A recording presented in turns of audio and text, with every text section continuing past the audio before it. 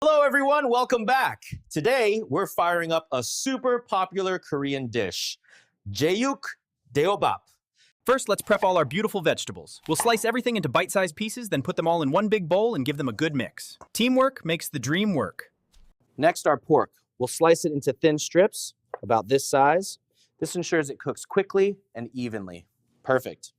Once the pork turns white, it's time for a secret tip. We'll add sugar first. This will give the pork a beautiful glaze and create a deep, delicious flavor base. Now, let's add our main seasonings right into the pan. Gochugaru, garlic, and soy sauce. Stir fry on medium heat. Now for the fun part.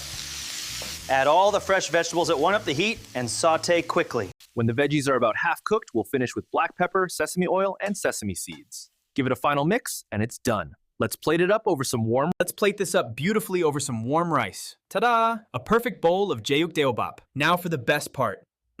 Delicious.